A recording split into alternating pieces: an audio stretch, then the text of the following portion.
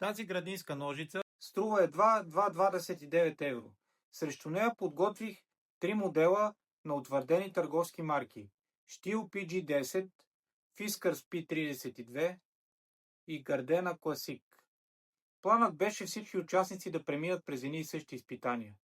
Още по време на подготовката на теста обаче се случи нещо неочаквано. След първите пробни рязания върху режещия ръб на най-евтиния модел се появиха видими деформации и подбивания. Поради тази причина реших да не го включвам в основното сравнение, тъй като резултатите вече няма да бъдат директно съпоставими с останалите участници. Затова днес в теста продължаваме с 3 добре познати марки на цени между 11 и 15 евро. Ще измерим теглото на всяка ножица. След това ще проверим остротата на режещия ръб с помощта на Best Tester. Следва тест с 30 последователни среза при еднакви условия, а накрая ще измерим остротата отново, за да видим коя ножица е запазила най-добре своите режещи качества. Всички ножици са закупени от търговската мрежа и не са предоставени от производители или вносители. Нека започнем и да видим дали най-скъпият модел ще покаже най-добрите резултати или цената не винаги е най-добрият показател за качество. Първият тест е измерване на тегло. По-ниското тегло обикновено означава по-малко умора при продължителна работа, докато по-високото тегло често е свързано с по-масивна конструкция и по-здрави компоненти. Разбира се, само по себе си теглото не определя качеството на една лозарска ножица, но е важен показател за комфорта при работа. Резултатите са следните: Stihl 221 грама, Fiskars 184 грама, Gardena 150 грама. Най-тежкият участник в теста е Stihl, а най-леката ножица Gardena с цели 71 грама по-ниско тегло.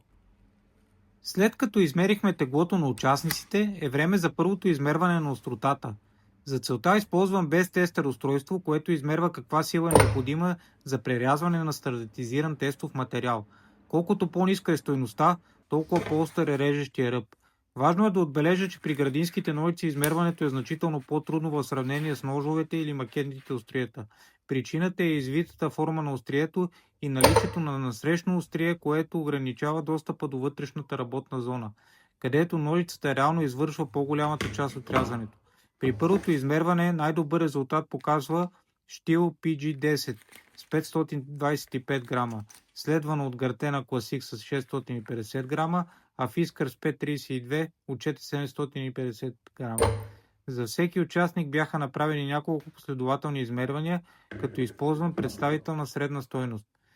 Тези резултати не показват цялостната острота на ножицата по цялата дължина на нарежещия ръб, а служат за сравнение между участниците по една и съща методика и при еднакви условия. Сега е време да натоварим ножиците с 30 последователни среза и да видим как ще се променят резултатите след теста.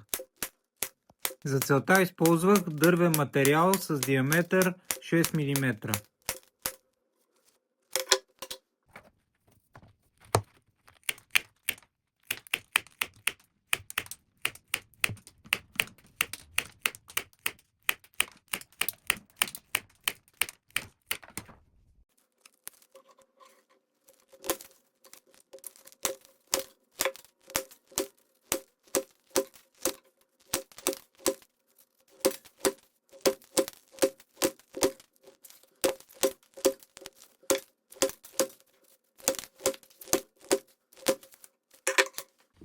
След 30-те среза и повторното измерване виждаме, че и трите ножици са загубили част от първоначалната си острота. Stihl започна теста като най-острият участник със стойност от 525 грама и завърши с 700 грама. Това представлява приблизително 25% промяна в измерената острота. Gardena премина от 650 на 775 грама, което се равнява на около 16% промяна. Fiskars отчете резултат от 750 грама при теста и 850 грама след него, което представлява приблизително 12% промяна. Интересното е, че въпреки по-малката промяна при Fiskars, разликата между Fiskars и Gardena е сравнително малка и се доближава до възможното отклонение на измерването. Поради тази причина бих приел, че двата модела показват много сходно запазване на остротата. При Stihl се наблюдава най-голямата промяна в резултата, но въпреки това тя остава ножицата с най-ниска Best стойност като преди, така и след теста, което означава, че по тази методика е най-острият участник в теста. Важно е да отбележа, че при градинските ножици измерването на остротата е значително по-трудно в сравнение с ножовете и макетните остриета. Поради извитата форма на режещия ръб и ограниченото място за измерване, резултатите трябва да се разглеждат като сравнителни между участниците по една и съща методика, а не като абсолютна оценка на цялото острие. След като сравнихме теглото и остротата на участниците, е време за може би най-практичния тест – измерване на необходимата сила при рязане. За целта използвам цифров уред за измерване на сила, който отчита натоварването в нютони. По този начин може да сравним колко усилие е необходимо за извършване на един и същи сряз с всяко от ножиците. Важно е да отбележа, че този тест отразява не само остротата на режещия ръб. Влияние оказват също геометрията на острието, конструкцията на ножицата, предавателното отношение, триенето в шарнира и цялостната ергономия на инструмента.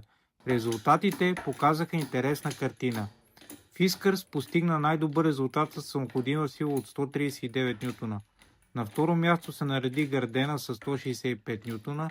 Най-голямо усилие беше необходимо при Штил, която отчете 363 нютона. Интересното е, че въпреки че Штил беше най-острата ножица според без измерванията като преди, така и след теста, тя изискваше значително повече сила при рязане.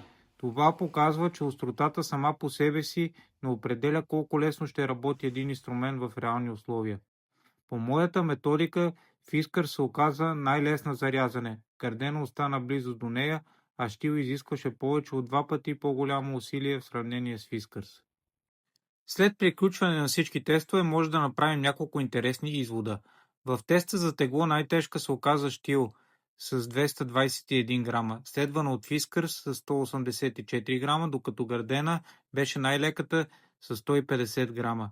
При първоначалното измерване на остротата най-добри резултати показаха Штил с 525 грама, следвано от Гардена 650 грама и Фискърс с 750 грама. След 30 последователни среза и повторно измерване на остротата, Штил отчете 700 грама, Гардена 775, а Фискърс 850 грама.